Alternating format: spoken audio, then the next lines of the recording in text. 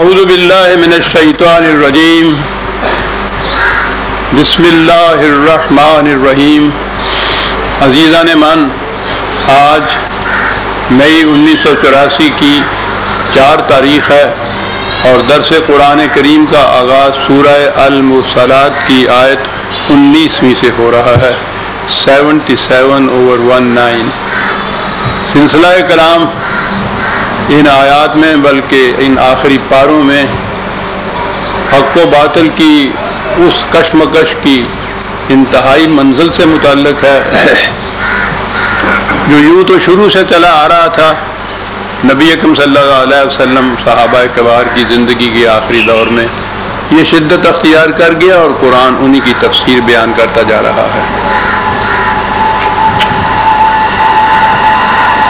بات ساری سمجھنے کی ہے، خدا کا قانون مکافات عمل۔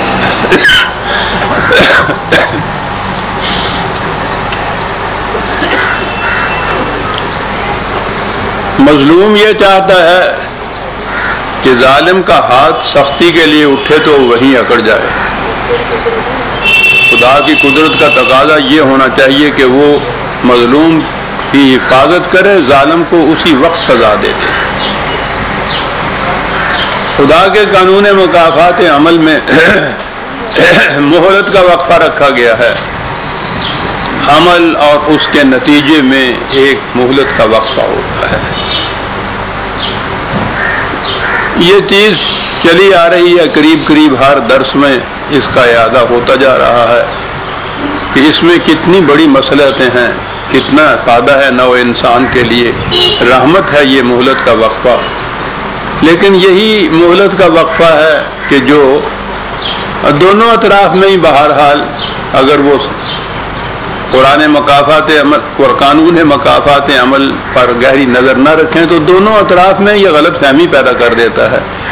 مظلوم تو اس سے کہ یہ کیا انصاف ہے کہ مجھ پہ ظلم ہو رہا ہے اور ظالم پنپتا چلا جا رہا ہے۔ اس سے پہلے کچھ وساوس پیدا ہوں گے، پھر شکوک پیدا ہوں گے، ہو سکتا ہے کہ آخر میں جا کے مایوسی پیدا ہو جائے۔ مایوسی کا نتیجہ انکار تک بھی ہو سکتا ہے۔ ادھر ظالم ہے کہ وہ یہ چیزیں سنتا تو ہے کہ ظلم کا نتیجہ تباہی ہوتا ہے، خدا کا قانون ہے وہ ایسا ہوتا ہے، وہ دیکھتا یہ ہے کہ ہوتا ایسا نہیں ہے، وہ پنپتا چلا جاتا ہے، وہ اپنے اس جور و استبداد اور ظلم و ستم میں اور بے باک ہوتا چلا جاتا ہے۔ دوسری طرف یہ صورت پیدا اس کی ہوتی ہے۔ ان کی خاطر خدا اپنے اس قانون کو نہیں بدلتا، وہ انہیں سمجھاتا ہے۔ اور قرآن کریم میں باقرار و اصرار یہ چیز آئی ہے کہ یہ مہلت کا وقفہ کیوں رکھا گیا ہے اور یہ رکھنا ضروری ہے۔ اور پھر وہ سمجھاتا ہے کائنات، خارجی کائنات کے جتنے حوادث ہیں ان کو سامنے لا کر۔ یہاں بھی آخری آیت تک یہ بات تھی کہ یہ فوری طور پر کیوں نہیں بات سامنے آتی، تو قرآن اگلی مثال جو ہے وہ دیتا ہے، اور عام طور پہ وہ یہ مثال پیش کرتا ہے استقرار حمل اور اس کے بعد بچے کی پیدائش، اور اس میں کم از کم 7، 8، 9 مہینے کا وقفہ۔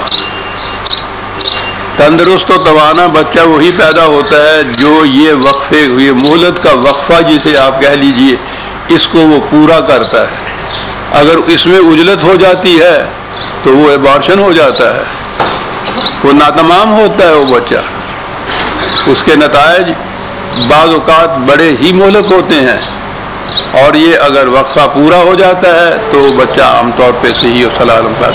وہ عام طور پہ سمجھانے کے لیے یہ چیز قرآن کہتا ہے، اور پھر ان سے کہتا ہے کہ اس باب میں تو تم جلدی نہیں مچاتے، لیکن جب ہم کہتے ہیں کہ ظلم کا عمل اور اس کے نتیجے میں اسی قسم کا ایک وقفہ ہوتا ہے تو یہ بات تمہاری سمجھ میں کیوں نہیں آتی۔ اسی طرح یہاں سمجھایا أَلَمْ نَخْلُقكُّم مِّن مَّاءٍ مَّهِينٍ فَجَعَلْنَاهُ فِي قَرَارٍ مَّكِينٍ إِلَى قَدَرٍ مَّعْلُومٍ۔ کیا ہم نے تمہیں جو پیدا کیا ہے اس پروسیس پر، اس طریق پر غور کیوں نہیں تم کرتے؟ ایک جرثومہ حیات، ایک جرثومہ زندگی، مادہ منویہ مرد کا وہ عورت کے رحم میں ٹپکتا ہے۔ میں نے عرض کیا ہے کہ قرآن کے تو ایک ایک لفظ جو ہے وہ ارباب علم و فکر و تحقیق و دانش کے لیے ہزاروں معزت کی چیزیں اپنے اندر رکھتا ہے۔ دو لفظ نہ جالنا ہو فی قرار مکین، گائنا کے یا علم جنین کے ماہرین بتا سکیں گے۔ ہم تو ذہن میں یہی سمجھتے ہیں کہ یہ مادہ جو ہے عورت کے رحم میں ٹپکتا ہے اور رحم کے اندر بچہ پرورش پانے لگ جاتا ہے۔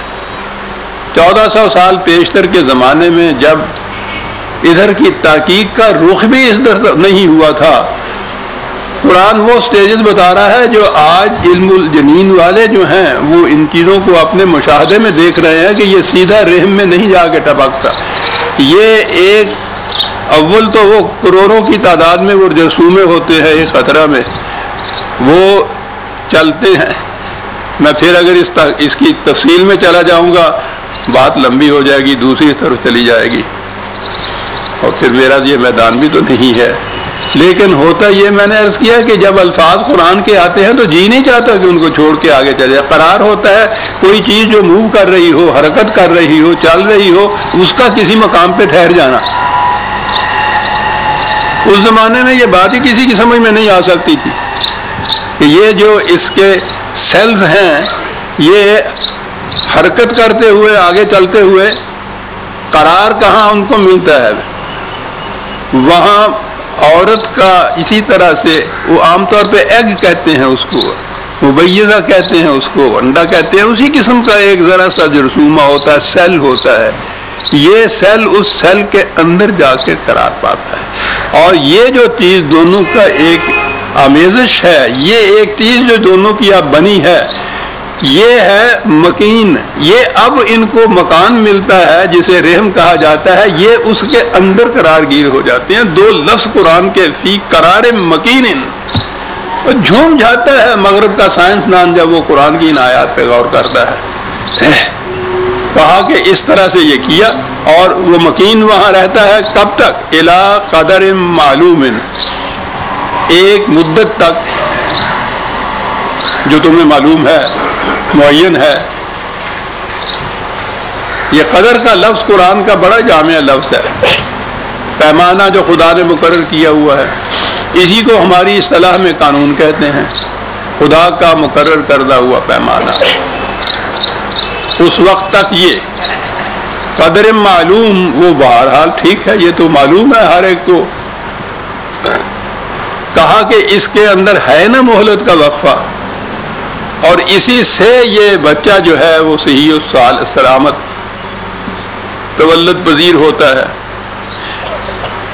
الی قدر معلوم کے بعد کہا فقدرنا، اور اسی طرح سے ہم نے ہر عمل اور اس کے نتیجے کے اندر ایک مہلت کا وقفہ یا ایک پیمانہ مقرر کر رکھا ہے۔ پہلے ایک متعین مثال دی ہے، اس مثال کے بعد پھر پورا اصول اپنا قانون کا بتایا ہے فقدرنا۔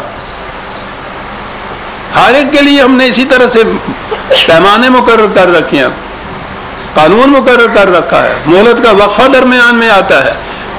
فَنِعْمَ الْقَادِرُونَ، اور کیسے اچھے ہیں ہم پیمانے بنانے والے اور قانون بنانے والے، کیسے اچھے ہیں یہ جو قوانین بنے ہوئے ہیں۔ تب بڑی چیز ہے یہ ڈاکٹر صاحبان، سائنٹسٹ جو ہیں، ان علوم کے ماہرین، وہ جانتے ہیں کہ یہ جو معین پیمانے ہیں ہر چیز کے، مرض کے بھی، شفا کے بھی، دوا کے اثر کرنے کے بھی، یہ کس قدر انسانیت کے حق میں کس قدر رحمت ہیں یہ جتنی چیزیں ہیں۔ نعم القادرون، یہ اب پہلی چیز تو مثال کی تھی، صرف استقرار حمل اور جنین کی ولادت کی، اور اس کے بعد وہ پورا اصول بتا دیا کہ کائنات کی ہر شے میں یہ چیز موجود ہے، اسی طرح سے یہ کچھ ہوتا ہے۔ اب وہ کائنات کے قوانین کی طرف اس نے رخ موڑ دیا، پچھلے درس میں ضمناً یوں ہی چلتے چلتے وہ ایک فکرہ میں نے بیان کیا تھا. وہ بات یوں ہوئی تھی، میں نے کہا تھا نا کہ تسخیر فطرت جو ہے یہ حق ہے اور مغلوب ہو جانا فطرت سے یہ باطل ہے. یہ بھی حق پر باطل کی ایک کشمکش ہے جو جاری ہے، وہ ذرا سی تشریح چاہتی ہے. ویسے بھی یہ آخری پارے ہیں اس قرآن کے، زندگی کا کچھ پتہ نہیں ہے. یہ چیزیں سامنے آتی ہیں تو جی چاہتا ہے کہ کچھ نہ کچھ روشنی تو اپنی بصیرت کے مطابق اس پہ ڈال دوں. کائناتی قوانین یہ خدا کے قوانین ہیں، قوانین الہیہ ہیں، یہ کسی اور کے مقرر کردہ نہیں ہے. تو جب آپ قوانین خداوندی کہیں گے تو یہ سب سے پہلے تو یہ کائنات کے قوانین سامنے آئیں گے. قوانین خداوندی کی اطاعت جب کہیں گے تو اس گوشے کو آپ الگ کیسے کر دیں گے؟ سب سے پہلے تو یہ گوشہ سامنے آئے گا. یہ قوانین ایسے ہیں جو وحی کے ذریعے نہیں دیے گئے، بلکہ یہ انسان اپنی تحقیق کی روح سے ان کا انکشاف کرتا ہے، انہیں معلوم کرتا ہے. جوں جوں انسان کا علم اور اس کی تحقیق بڑھتی چلی جاتی ہے، ان قوانین پر پڑے ہوئے پردے اٹھتے چلے جاتے ہیں.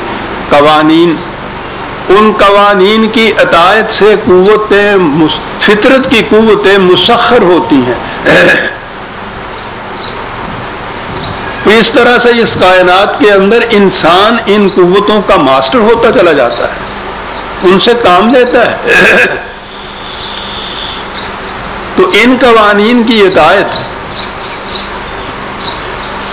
اس اطاعت کے یہ نتائج فطرت کی قوت میں مسخر ہو رہی ہیں. ان قوتوں کے مسخر کرنے سے پھر انسانی زندگی میں جس قدر نعمتیں، آسائشیں، وسعتیں، قدرتیں آتی ہیں وہ ہمارے سامنے ہیں. یہ جزا ہے اس اطاعت کی قوانین خداوندی کی. وہ جو آتنا فی الدنیا حسنتاً ہے وہ تو انہی کو مل سکتی ہے نا جو قدرت کی، جو فطرت کی ان قوتوں کو مسخر کریں. وہ آپ غور کیجئے کبھی یہ حسنات فی الدنیا، جو قومیں ان قوتوں کو مسخر نہیں کرتی وہ ان کی مغلوب رہتی ہیں اور زندگی کے ہر ضرورت کا تقاضے کے لیے دوسروں کی محتاج رہتی ہیں. کن کی محتاج رہتی ہیں؟ جنہوں نے ان قوانین کو معلوم کر کے قدرت فطرت کی قوتوں کو مسخر کیا ہوتا ہے. تو آپ دیکھیے یہ گوشہ کتنا اہم ہے.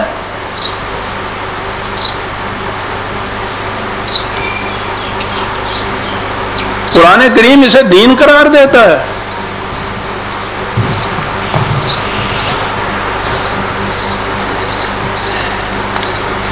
سورہ آل عمران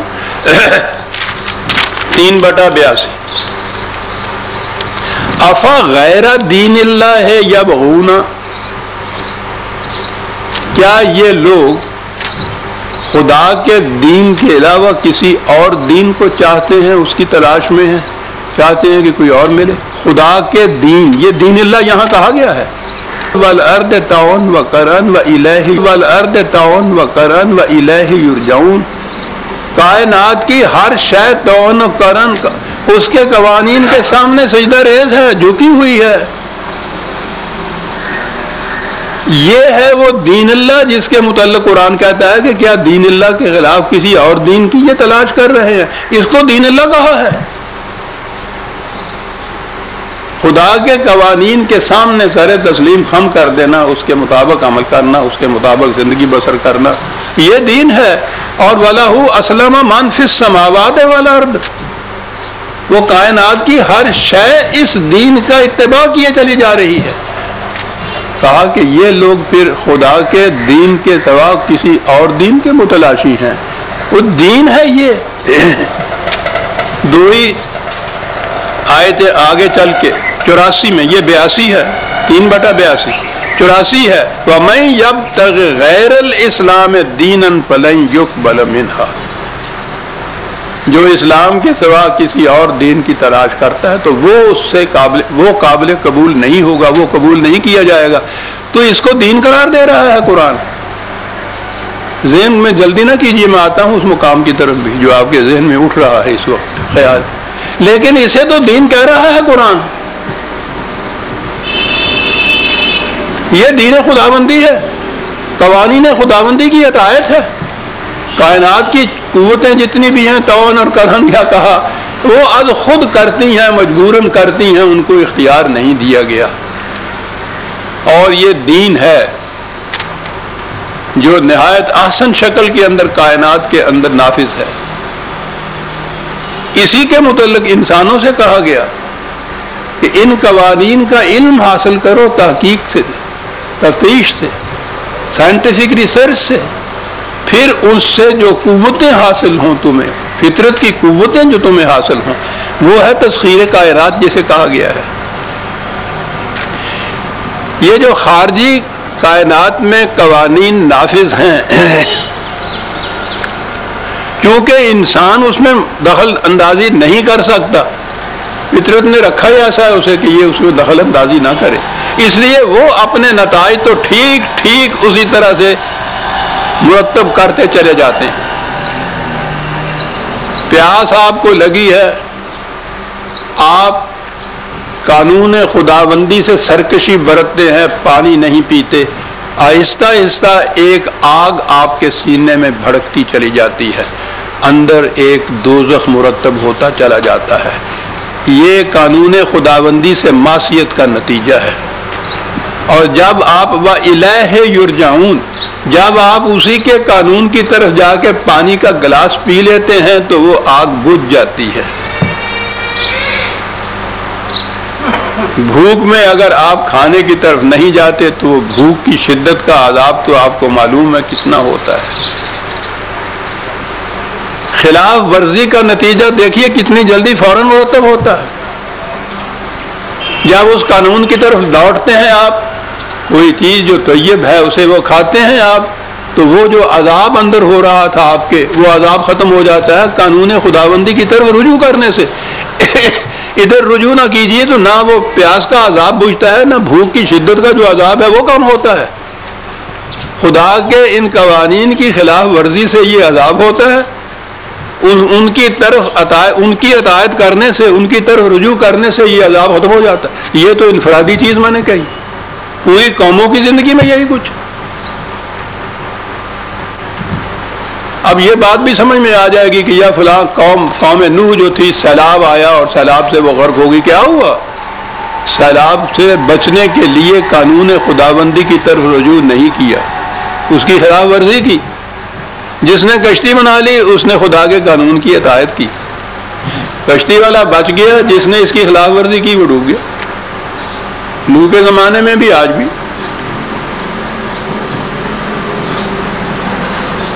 مہلت کا وقفہ درمیان میں ضرور ہوتا ہے. یہ چیزیں تو فوراً میں نے بتائی نا، وہ پیاس کی شدت فوراً نہیں مارتی، وقت لیتی ہے. بھوک میں بھی ہنگر سٹرائک کرنے والے 70 دن تو جی لیتے ہیں. لیکن نتیجہ یقیناً برآمد ہوتا ہے. کیوں ہوتا ہے یقیناً برآمد؟ کہ انسان آدمی کا اس میں دخل نہیں ہوتا. وہاں یہ نہیں ہوتا کہ سنکھیا میں کھاؤں اور مر جائے زید. یہ آدمی کے مداخلت سے ایسا ہوتا ہے نا کہ قتل کوئی کرے، پھانسی کوئی چڑھ جائے. فطرت کے قوانین کی نتیجہ خیزی میں ایسا نہیں ہوتا، کیونکہ وہاں انسان کا ہاتھ مداخلت نہیں کرتا.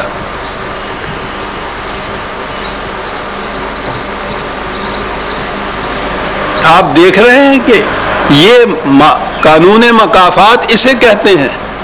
ہر عمل کا ایک نتیجہ وَنَحْنُ الْقَادِرُونَ متعین ہے، وہ نتیجہ متعین ہے،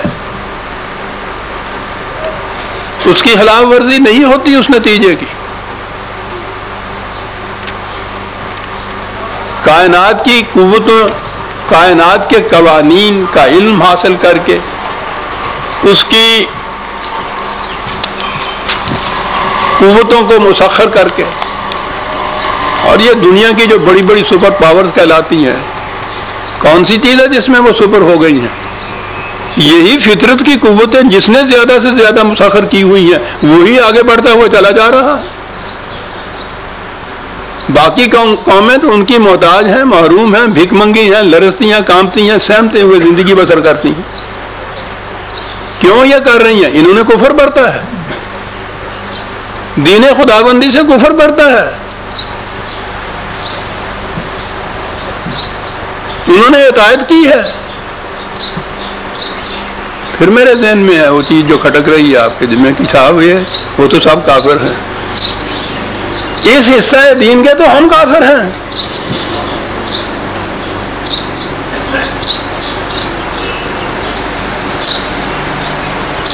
نتیجہ بھگت رہے ہیں. کفر کا نتیجہ جہنم ہے نا، ہے نا جہنم میں. یہی جو کائناتی حصہ ہے اس کے متعلق گفتگو ہو رہی ہے، طبعی زندگی کے متعلق گفتگو ہو رہی ہے. تو اس کے لیے بھی تو قرآن نے اس کو دین اللہ کہا ہے. تو کیا اس دین کے حصے میں جو جی میں آئے آپ کرتے چلے جائیں، کفر برتے، الحاد برتے، ظلم برتے، اس کا تو کوئی نتیجہ نہ ہو؟ دین آپ اتنا ہی سمجھ لیں کہ ہم نے نماز کتنی پڑھ لی ہے، وہ اسے دین اللہ کہتا ہے. اور بہت بڑا حصہ ہے دین کا، یہ اٹل حصہ ہے. نتائج فوراً سامنے آتے ہیں، کوئی مداخلت نہیں کر سکتا. اس حصے کے اندر، خدا کے قانون کے اس حصے کے اندر کچہریاں نہیں لگی ہوئی، رشوتیں نہیں چلتی، سفارشیں کام نہیں دیتی. اور دیکھتے ہیں کس قسم کا نظام ہے، عدل ہے یہ. اس لیے کہ حضرت انسان کو اجازت نہیں دی ہوئی کہ اس میں ہاتھ ڈالے. کھائے سینکھیا بن جائے مصری کی ڈلی، نہیں بن سکتی. تھوڑا سا وقفہ جو ہے ہر شے کے اندر وہ چیز ہے. خلاف ورزی کرتا ہے قانون کی، مرض ہوتا ہے. پہلے ہی دن وہ مرض موت نہیں طاری کر دیتا، وہ اس کے لیے ایک وقفہ ہوتا ہے. ہر ایک قانون کے لیے نتیجہ خیزی میں وقفہ مختلف ہوتے ہیں، وقفہ ہوتا ہے. یہ اس کے اندر اگر الیہ یرجعون ہو جائے، اس کی طرف رجوع کر لیا جائے، اس کے ان قوانین کی طرف جو مداوا کرتے ہیں ان چیزوں کا، شفا ہو جاتی ہے. تباہی سے بچ جاتا آدمی. اسی کو توبہ کہتے ہیں. جن قوموں نے یہ انکشافات کیے ہیں انہوں نے یہ بھی دیکھا ہے کہ فلاں قانون کی خلاف ورزی ہونے سے جو تباہی یا ہلاکت کی طرف جاتا ہے انسان، اس کا مداوا کس طرح سے ہو سکتا ہے. امراض کے لیے جس قدر یہ دوائیں اور روز بروز ان کے انکشافات ہوتے چلے جاتے ہیں، وہ یہی ہیں کہ وہ مہلت کا وقفہ درمیان میں ہوتا ہے. ورنہ جو ہی غلط قسم کا ایک لقمہ کھایا اور اس کے بعد موت واقع ہو گئی تو پہلی چیز تو معاف رکھیے، پھر یہ تمام ڈاکٹر صاحبان کو تو کہیں لیبیا جانا پڑے گا، تو ان کی ضرورت ہی نہیں رہے گی، اسی وقت تو وہ مر جائے گا. یہ وہ مہلت کا وقفہ ہے، ان کو بھی زندگی دے رہا ہے. اس میں امکان ہے اس چیز کا، یہ توبہ ہے. تو آپ دیکھتے ہیں کہ یہ جو خارجی قوانین ہیں یا خارجی کائنات ہیں، اس کے اندر نظام عدل کس شدت سے کار فرما چلا جا رہا ہے، کیونکہ انسان کا دخل اس میں نہیں آتا. تباہیاں آتی ہیں، بربادیاں آتی ہیں، خوشگواریاں آتی ہیں، قومیں پنپتی ہیں، رسائشیں ملتی ہیں. قوانین کی خلاف ورزی سے وہ کچھ ہوتا ہے، اس کے مطابق زندگی بسر کرنے سے یہ کچھ ہوتا ہے، درمیان میں وقفہ ہوتا ہے. اس وقفے میں مداوا، اس وقفے میں پھر بعض پرسی، بعض آئینی، یہ سب چیزیں آ جاتی ہیں اس کے اندر. قرآن یہ سمجھاتا ہے، قانون مہلت کے لیے یہ مثالیں دیتا ہے. وہ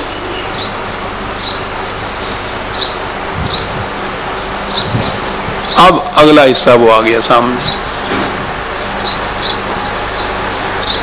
یہ حصہ وہ ہے جو انسان کی طبعی زندگی سے متعلق ہے یا طبعی کائنات سے متعلق ہے، فزیکل ورلڈ سے متعلق ہے. اسی میں انسان کی طبعی زندگی بھی آ جاتی ہے، جسمانی زندگی.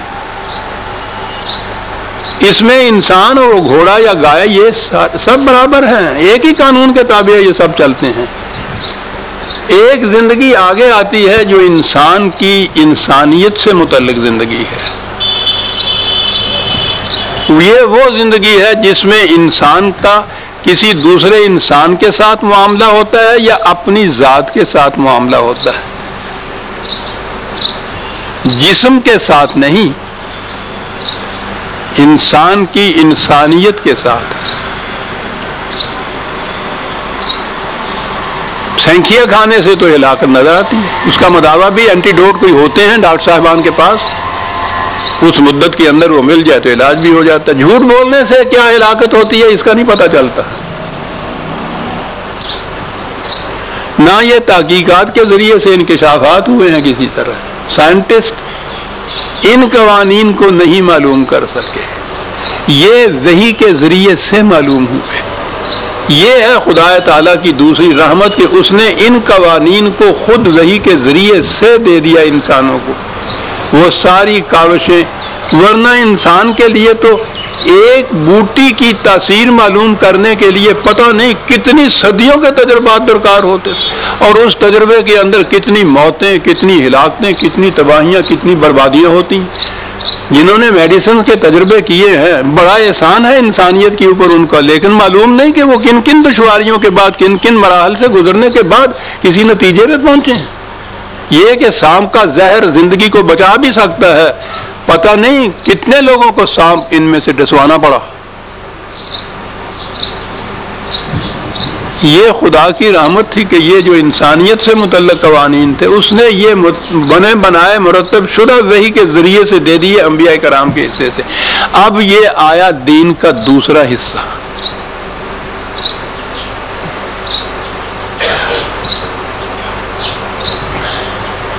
انسانوں کی زندگی میں یہ ہوگا،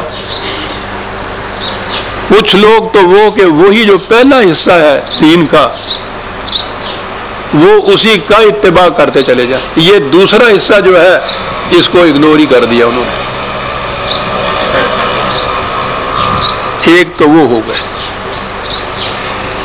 ان لوگوں کو بہرحال یہ دنیا کی زندگی جو ہے، دنیاوی زندگی، اس کی حسنات تو حاصل ہو گئی نا. یہ دوسری کیٹیگری ان کی ہوئی، وہ ہماری، کہ اس نے یہ جو حصہ تھا کائنات کا، میٹیریل ورلڈ کا، اس کو اتنا قابل نفرت قرار دیا.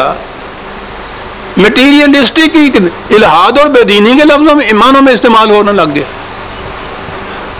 مادہ قابل نفرت، یعنی بات تو یہ آئی ہمارے ہاں یہ اجمی تصوف سے، ساتھ ہی ہمارے بسنے والے ہندو ان کے ویدانت کے اندر بنیاد یہ ہے ساری کہ انسان کی روح خدا کی روح کے اندر ایک حصہ تھی، یہ اس کی روح کا ایک حصہ جدا ہو کر اس سے کہیں نیچے آ گیا، گر گیا، اور آ کے یہ مادے کے دلدل میں پھنس گئی روح. اب یہ چیختی ہے، چلاتی ہے اس دلدل سے نکلنے کے لیے. کروڑوں چکر کاٹنے پڑتے ہیں اس روح کو مادے کی دلدل سے نکلنے کے لیے.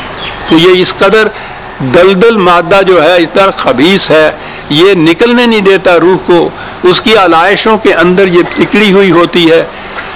منتہا زندگی کا اس کے نزدیک یہ ہے کہ اس مادہ کی دلدل سے ترک کر کے، علائشوں کو دور کر کے، پاک و صاف اس سے ہو کے، کوئی ذرا سا دھبا بھی نہ رہے اس مادی کائنات کا، پھر یہ روح جو ہے جا کر پھر روح خداوندی میں جا کے مل جائے.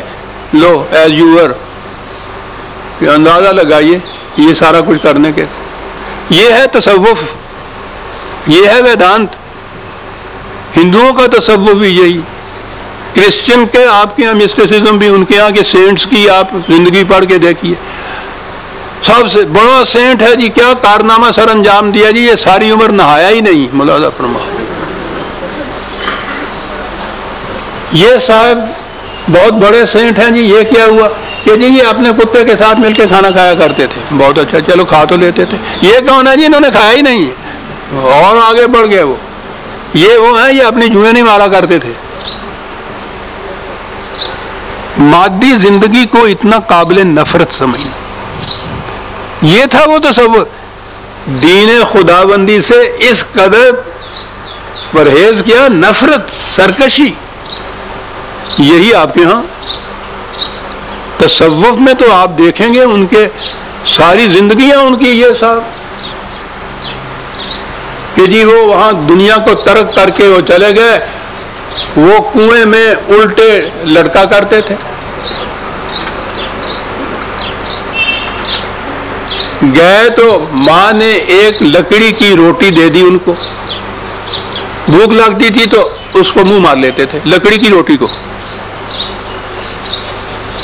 ترک دنیا۔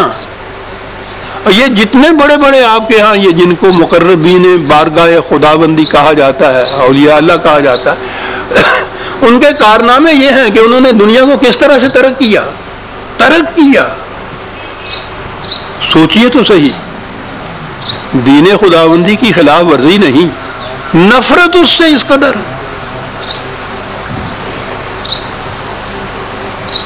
اس تصوف کا نتیجہ تو پھر بھگتنا پڑ رہا ہے نا قوموں کو۔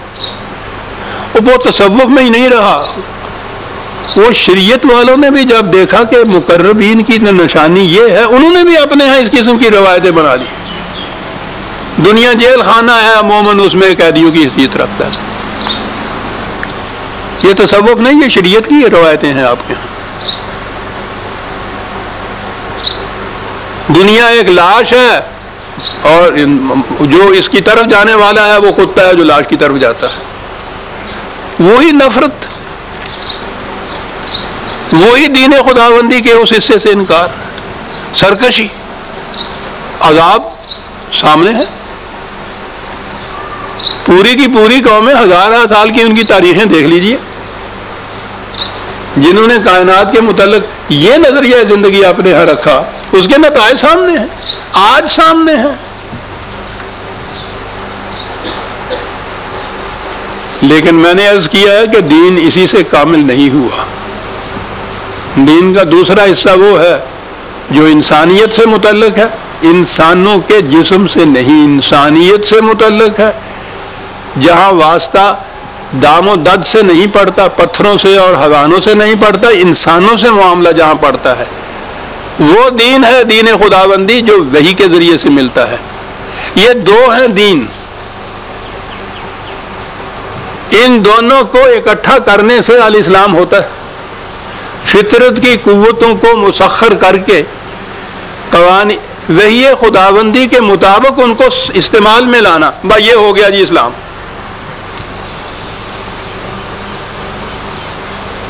پہلا حصہ بھی آ گیا، دوسرا حصہ بھی اس میں شامل ہو گیا۔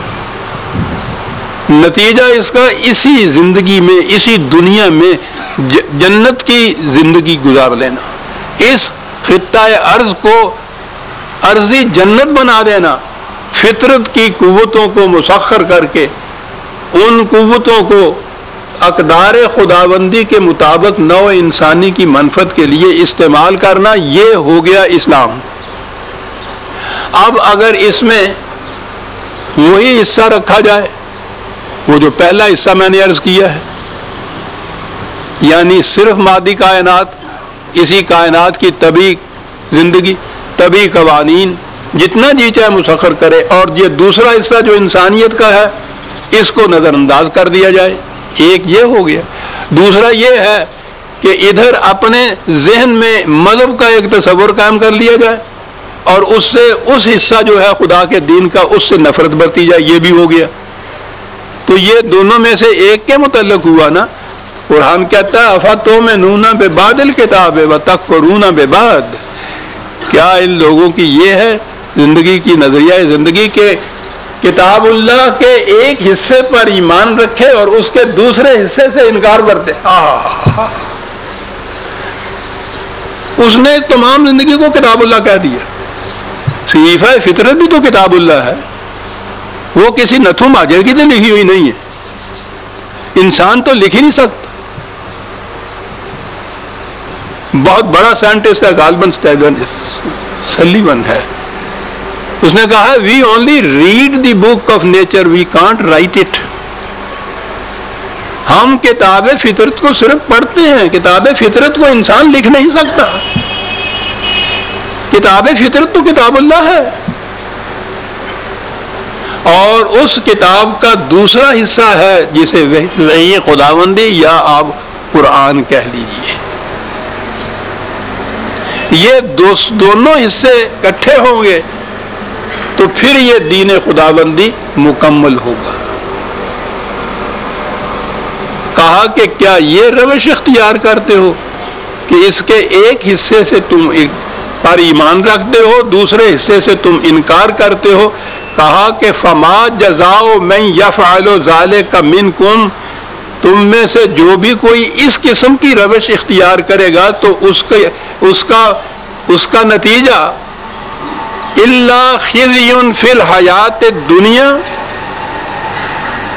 اس کا نتیجہ اس کے سوا کچھ نہیں ہوگا کہ اس دنیا کی زندگی کے اندر ذلت اور رسوائی، وہ جو اس کتاب کو نگلیکٹ کرنے والوں نے کیا تھا. اور دوسرے حصے کو نگلیکٹ کرنے والے وَيَوْمَ الْقِيَامَةِ يُرَدُّونَ إِلَىٰ أَشَدِّ الْعَذَابِ، یہ جو انسانی زندگی کے نتائج کا وقت ہوگا اس میں شدید ترین عذاب ان کے لیے ہوگا. اب دونوں کو ملانے کا نام وہ ہوا جسے آپ اسلام یا دین کہتے ہیں، لیکن ان میں سے کسی ایک حصے کو صرف لینا اور دوسرے کو نگلیکٹ کر دینا جو ہے اس کا یہ نتیجہ ہوگا. اور لینا نگلیکٹ کرنا میں نے عرض کیا کہ اگر وہ صرف مادی کائنات کے اوپر جانے والے انسانیت کی اقدار کو نگلیکٹ کرتے ہیں، اس سے انکار کرتے ہیں، تو اس کا نتیجہ اشد عذاب ہے. یہ اپنے آپ کو فریب دینے والے، یہ دین نہیں، یہ مذہب کرتا ہے، یہ تصوف کرتا ہے کہ خدا کی اتنی بڑی کائنات اور اس کے اتنے بڑے دین سے نفرت برتتا ہے، یہ اس کا نتیجہ ذلت اور خواری. اسلام کی زندگی ان دونوں کو اکٹھا کرنے سے پیدا ہوتی ہے. یہ ہے اہمیت عزیزان من، یہ قوانین فطرت کی، یہ ہے اہمیت اس مادی زندگی کی. مادی زندگی یا اس کو مسخر کیے بغیر تو دین خداوندی یا یہ جو انسانیت سے متعلق دین ہے اس پہ ایک قدم بھی نہیں چلا جا سکتا. یہ مادہ تو وہ گھوڑا ہے جس پہ سوار ہو کر آپ منظر کی طرف جائیں گے. سواری اگر آپ کے پاس نہیں ہے تو جائیں گے کہاں آپ؟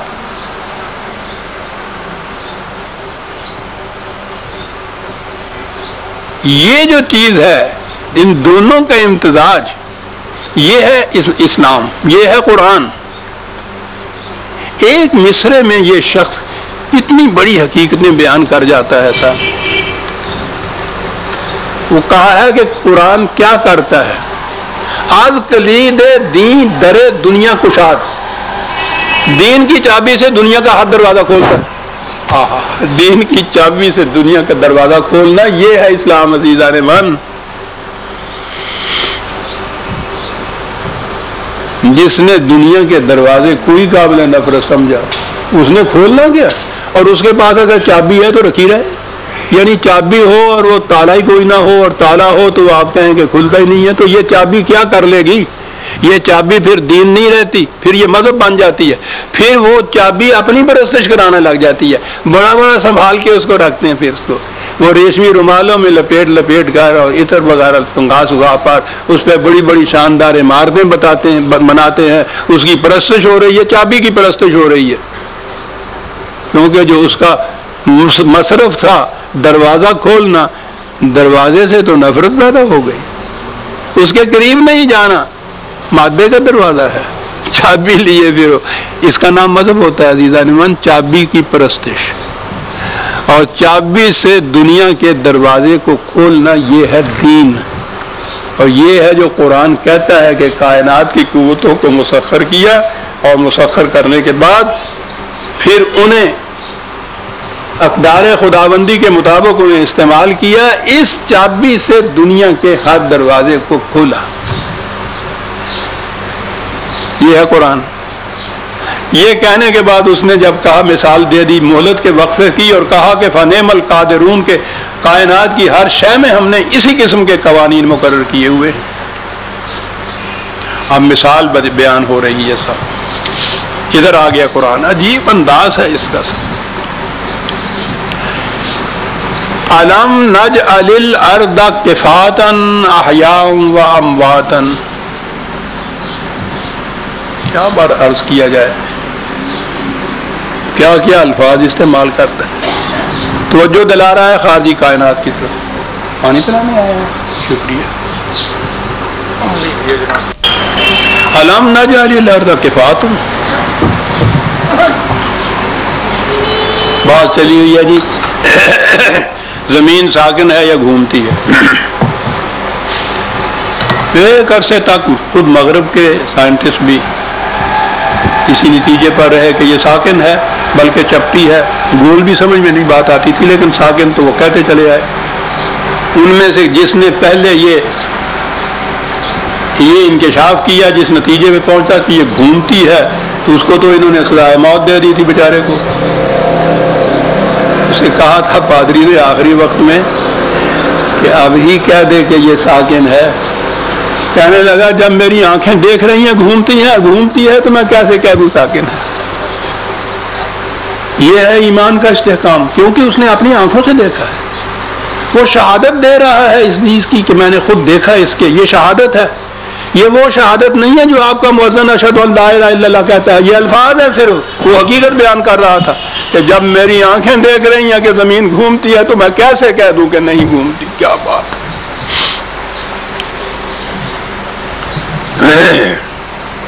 اور پھر ایک عرصے تک باتیں چلی. وہ جنہوں نے اس دین خداوندی میں اس قدر تحقیق کی تھی، اکتشافات کیے تھے، وہ تو پھر اس گھومنے کے بعد پتہ نہیں کہاں تک چلے گئے. آپ کے ہاں آج تک بھی یہ بات چلی آ رہی ہے کہ زمین ساکن ہے، گھومتی نہیں ہے. مدینہ منورہ کی یونیورسٹی کے جو نائب ہیں، انہوں نے 2-3 سال ہوئے ہیں ابھی یہ فتویٰ دیا کہ جو شخص یہ کہتا ہے کہ یہ زمین گھومتی ہے ساکن نہیں ہے، وہ دائرہ اسلام سے خارج ہے. اس کا نکاح بھی ٹوٹتا رکھا تو فوراً توڑ چھوڑ دیں. وہ اس واسطے بھی نواں بناؤ گے تو 4 پیسے آؤ گے. غلطی نہیں ہوں پچھلا بچا ہے تو پھر کچھ دینا ہی نہیں نا، ایک باری دے چکا پھر ہوں کی کرن. ہو آج بھی آپ کے ہاں، میں نے اس لیے چھوٹی سی مثال نہیں دی، اس سے تو بڑی مثال نہیں نا کہ مدینہ منورہ کی اسلامیہ یونیورسٹی کا چانسلر جسے آپ کہتے ہیں، وہ آج یہ فتویٰ دے رہا ہے کہ جو شخص یہ کہتا ہے وہ دائرہ اسلام سے خارج ہو جاتا ہے.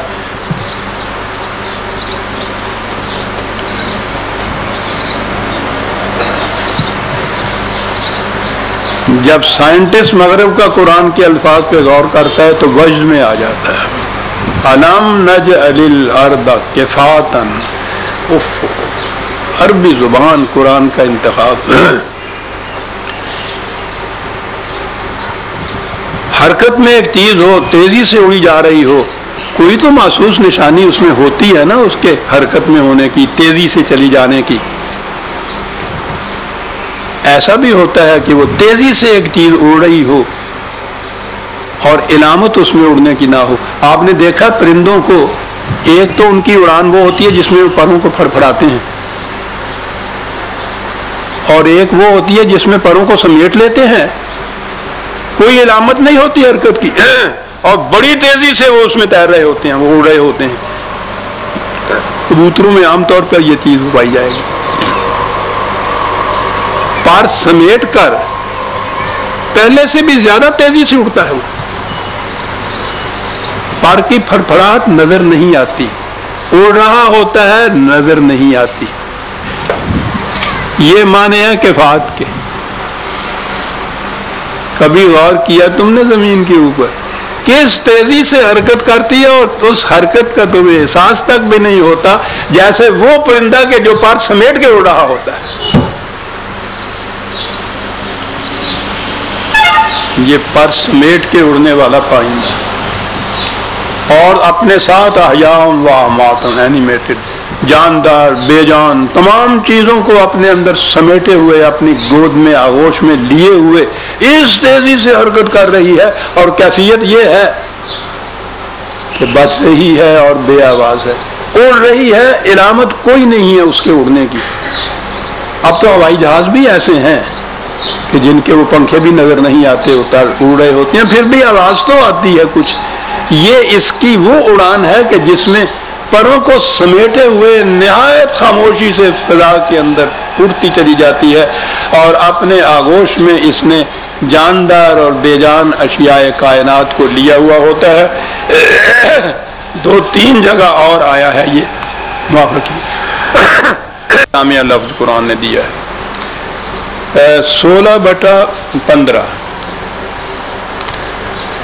وَأَلْقَى فِي الْأَرْضِ رَوَاسِيَ أَن تَمِيدَ بِكُمْ، رواسی کی بات میں پھر کروں گا، یہ پہاڑ جو ہیں، ان تمید بکم، یہ قرآن میں اور بھی 2 جگہ ہے، یہ تو آپ ریفرنس لکھنا چاہتے ہیں 16/15 21/31 اور 31/10 ان تمید بکم۔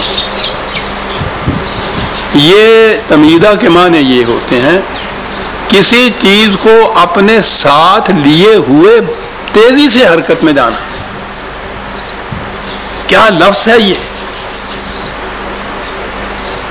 کرۂ ارض کی پوری دنیا کی پوری آبادی انسان ہی کی نہیں ہے، باقی بھی جتنے چیزیں ہیں ساری اس زمین کے اوپر ہیں، وہ اس تیزی سے گھوم رہی ہے، چکر کاٹ رہی ہے، گولائی میں گھوم رہی ہے، وہ کسی کو احساس تک نہیں ہوتا۔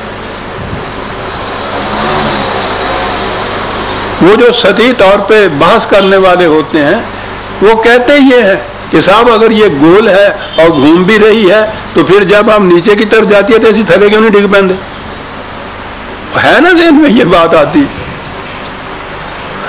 کیا لفظ ہے قرآن کا! گھوم رہی ہے، اتنا کچھ اپنے گود میں لیے ہوئے چل رہی ہے اور تمہیں احساس تک نہیں ہوتا کہ یہ چل رہی ہے۔ کہا کتنی بڑی رحمت ہے خدا کی صاحب، اگر اس کی گردش کا، اس کی اس حرکت کے، یہ جو تیزی سے چکر کاٹ رہی ہے، وہ 2-3 چکر انسان کاٹے تو بے ہوش ہو کے گر جاتا ہے، اور یہاں ساری زندگی چکر میں گزر جاتی ہے، گھن چکر میں گزر جاتی ہے، احساس تک نہیں ہونے پاتا۔ کیا نظام ہے! اور پھر اس گردش کے ساتھ جو اور چیزیں متعلق ہیں وہ تو پوچھو نہیں، ساری یہ کرۂ ارض کی یا فضا کی باقی کروں کے ساتھ آپس میں تعلقات کی، وہ تو ایک دنیا ہی الگ ہے۔ میں عرض کر رہا تھا کہ یہاں لفظ آیا ہے کفاتن، پرندے کی تیز اڑان جس میں وہ پروں کو سمٹا لیتا ہے، محسوس نہیں ہونا پاتا۔ وَجَعَلْنَا فِيهَا رَوَاسِيَ شام خاتم وَأَسْقَيْنَاكُم مَّاءً فُرَاتًا، کہا کہ اس میں پھر رواسی، یہ بڑے بڑے ویسے پہاڑوں کو کہتے ہیں، لیکن اس میں وہ جو زمین کی حرکت، اس کا تیرنا، یہ ہے اس کی رعایت سے یہ لفظ ہے۔ یہ جو جہاز کا لنگر ہوتا ہے کہ جس میں وہ پھر جہاز جو ہے موجوں کی نظر نہیں ہو جاتا، محفوظ رہتا ہے، اس کو بھی یہ لفظ جو ہے مجرہا و مرسہا قرآن میں آیا ہے، لنگر انداز ہو جانا۔ یہ حصہ جو ہے زمین پہاڑوں کے متعلق جیولوجی جس کو کہتے ہیں، منرالوجی، اس پہ بڑی تحقیق ہو رہی ہے، لیکن ابھی یہ ابتدا میں ہی ہے یہ علم جو ان کا ہے کہ یہ پہاڑ جو ہیں ان کا کیا فنکشن ہے اس زمین کرۂ ارض کی اس حرکت اور گردش کے مطابق۔ بڑی تحقیق ہو رہی ہے اس کے اوپر۔ بہرحال کوئی دن آئے گا کہ ان الفاظ کے بھی معنی سامنے آئیں گے۔ اتنے اتنے بڑے پہاڑ، ایک لنگر کا لفظ اس کے اندر آیا ہوا ہے رواسی کے اندر۔ ممکن ہے یہ ان لوگوں کو جو ریسرچ کر رہے ہیں، ہمیں نہیں، ہم تو ثواب کی خاطر پڑھتے ہیں نا، وہ حقائق کی خاطر پڑھتے ہیں ان کو، وہ کسی نتیجے پہ پہنچ جائیں اس پہ۔ کہتا ہے یہ چٹانیں تم دیکھو، سخت تپی ہوئی چٹانیں، رطوبت کا نام نہیں، اور اس کے اندر سے شیریں ٹھنڈے پانی کے چشمے نکل رہے ہیں۔ کہتے دیکھتے ہو ہمارا قانون کس طرح سے کار فرما ہے۔ ویل یومئذ للمکذبین، وہ جو میں نے کہا تھا نا کہ جھٹلانے والوں کے لیے تباہی ہے. تو اب اگر دین کا یہ حصہ اگر آپ لیں جو کائنات سے متعلق ہیں تو اس کے جھٹلانے والوں کے لیے بھی تباہی. جو آج بھی کہتا ہے کہ جو یہ کہے کہ زمین حرکت نہیں کرتی، جو حرکت کرتی ہے جو کہتا ہے وہ خدا کے دین سے منکر ہے. ویل للمکذبین تو ہے ہی. اب آیا وہ انسانیت کی زندگی کی طرف. کتنی مثالیں دینے کے بعد پھر اس نے یہ کہا کہ یاد رکھو جن چیزوں کی تم تکذیب کرتے ہو، اور ایک تکذیب یہ بھی ہے نا کہ مہلت کے وقفے میں یہ کہنا کہ نہیں صاحب کہاں کا خدا اور کہاں کا اس کا انصاف، ظالم ظلم کیے چلا جا رہا ہے، اس کا کچھ بگڑتا ہی نہیں ہے، مظلوم پستے چلے جا رہے ہیں، ان کی کوئی مدد ہی نہیں کرتا. تو انسانوں کی دنیا آ گئی نا اس کے اندر. وہ کہا ہے کہ یہ دین کی تکذیب کرنے والا خواہ سرکشی میں کرے یا نا امیدی میں کرے نتیجہ تو جہالت کا ہوتا ہے. اس کا نتیجہ بھگتنے کے لیے لفظ یہ ہے انطلقوا الی ما کنتم بہ تکذبون. جن حقائق کو تم جھٹلاتے تھے اس جھٹلانے کا نتیجہ بھگتنے کے لیے. کیا بات ہے اس لفظ کی انطلقوا. بڑا عجیب اس میں فلسفہ آتا ہے کہ مصیبت انسان کی طرف آتی نہیں ہے، انسان خود اس کی طرف جاتا ہے. طلاقہ یہ ہوتا ہے آزادی سے کسی چیز کی طرف بھاگے ہوئے جانا کہ یہ پھر اس ہلاکت کی طرف بھاگے ہوئے چلے جاتے ہیں. آؤ پھر لپک کر دوڑ کر بھاگ کر اس تباہی کی طرف آؤ جو تمہاری اس تکذیب کا فطری نتیجہ ہے. انطلقوا الی ظل ذی ثلاث شعب لا ذلیل ولا یغنی من اللہ انہا ترمی بشرر کالقصر کانہ جاملات صفر ویل یومئذ للمکذبین. یہ ہلاکت آمیز جو عذاب کی شکلیں ہیں ان کو کچھ مثالوں میں بیان کیا ہے. وہ دھوئیں کا اس قسم کا سائبان جو سایہ تو نظر آتا ہے لیکن اس میں سائے میں نہ ٹھنڈک ہوتی ہے نہ سکون ہوتا ہے، اس میں بھی بڑی تپش ہوتی ہے، اس میں دم گھٹ جاتا ہے انسان کا. یہ ثلاثہ شعبن کہا ہے، تین طرف سے گھیرنے والا، دائیں سے بائیں سے اوپر سے، یعنی ہر طرف سے جس کو ہم کہتے ہیں محیط گھیر لینے والا عذاب. اس قسم کا عذاب آئے گا. اس میں بظاہر سائبان ہوگا ٹھنڈک نہیں ہوگی. آپ کو معلوم ہے کبھی کبھی ایک آندھی آیا کرتی ہے یہاں بھی، وہ آسمان پہ وہ چھا جایا کرتی ہے سرخ رنگ کی. دھوپ تو نہیں اس سے گزر کے نیچے آتی لیکن خود اس کی تپش اتنی ہوتی ہے کہ دعائیں مانگتا ہے کہ یا اللہ اس سے تو وہ دھوپ اچھی ہے کس طرح. وہ 2-3 دن رہا کرتی ہے اور اس میں سے وہ چھوٹے چھوٹے ذرے بھی وہ ریت کے یا کس چیز کے نیچے گرا کرتے ہیں. بڑا سخت عذاب ہوتا ہے اس قسم کا. وہ کہتا ہے کہ اس قسم کا سائبان کہ جو سایہ ایسا نہ دے کہ جس میں ٹھنڈک ہو، روک لے دھوپ کو لیکن اس کی اپنی تپش اتنی ہو کہ جھلسا کے رکھ دے تمہیں سایہ.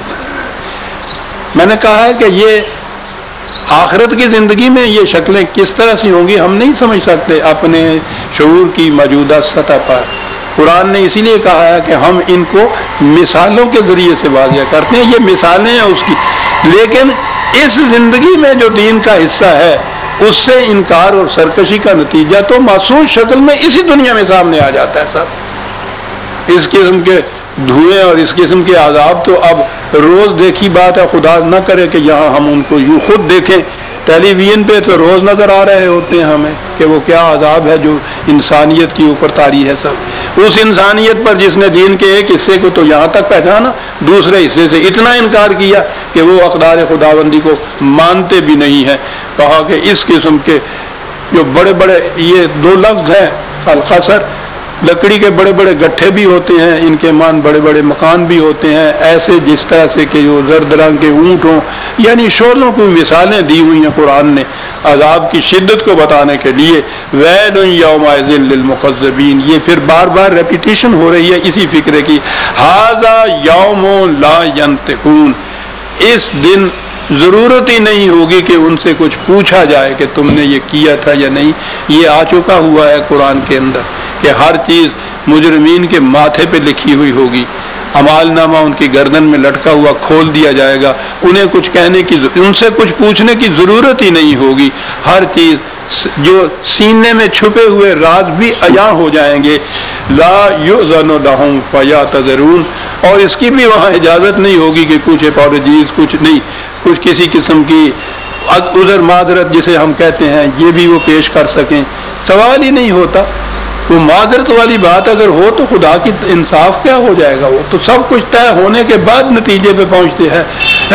یہ سارے معاملات، یہ سارے مقامات جتنے بھی ہیں توبہ کے، معذرت کے، یہ سارے جو ہیں وہ اس سے آگے چلا جاتا ہے. پھر عذاب خدا کا آتا ہے. ویل یومئذ للمکذبین. آج وقت ہو گیا.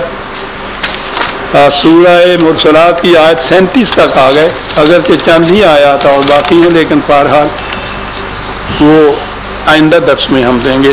ربنا تقبل منا انک انت السمیع العلیم. شکریہ.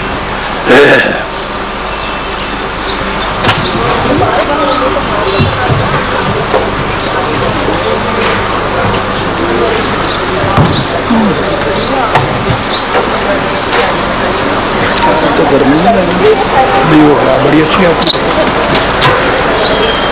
ہم ڈائریکٹ آتے ہیں.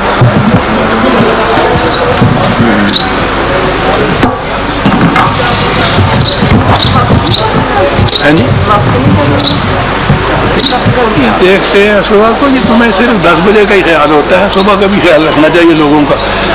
کہاں سے آتے ہیں دیکھ لیں گے. اگر ان کو ناگوار گزرا تو پھر 8:30 کر لیں گے. بات صرف بیٹی یہی نہیں ہے کہ جاتے وقت تو تم لوگوں کو آدھا گھنٹہ پہلے ہی ہم نے چھوڑ دے دی ہوئی. 10:30 کی بجائے 10 جاتی ہو نا. پھر 10 کے ساتھ بھی دیتے ہیں تو یہ وہ اس سے نہیں مجھے تکلیف.